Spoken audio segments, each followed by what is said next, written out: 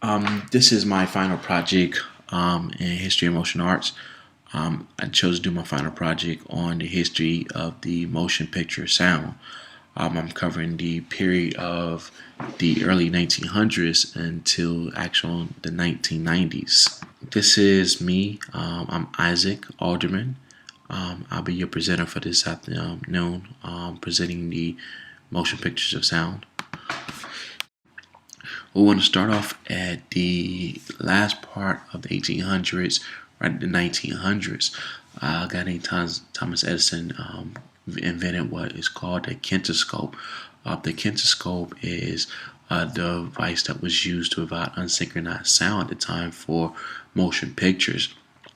Quickly segueing into the 1900s, what was actually rolled out was then the actual vitoscope, which was the same concept of the kinetoscope, except for it didn't require actual live orchestra or a band to produce the sound. Instead, it uses actual disc to produce the sound. Now, with the use of the the vitaphone was actually used during the silent film era. That is where we primarily get our sound from during that silent film instead of actual speech. There was actually sound and effects that was actually used during that time. During the next evolution of actual sound, we go into the actual 1930s, where at that time it was the first time that sound began to be manipulated.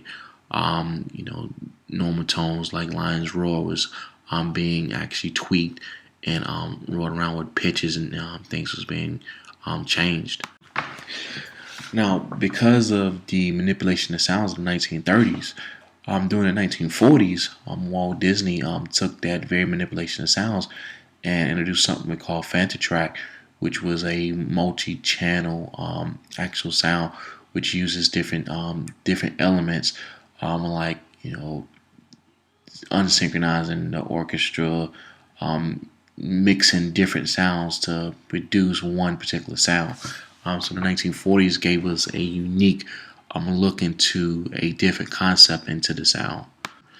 As we skip ahead a little bit, we're going to jump to the 1980s, where we're now using what we call Dolby. It was Dolby Surround was used in feature films like Star Wars, where now it introduces certain noise cancellation or noise reduction, which makes pictures a little more clear. And now you have the introduction of actual surround sound. Also, once you got out of the 70s, the 80s produced a little more evolution and segues into the actual 90s, which now you have the actual Dolby Digital. Now, Dolby Digital is now a normal format for actual DVDs. It offers a more crisp sound and gives you a more depth into the actual full surround sound.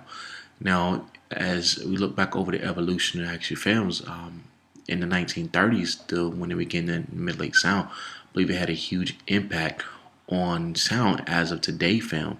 Without that actual manipulation of sound back in the 1930s, I don't believe there could be any revolution into a change in the way sound was in doing film.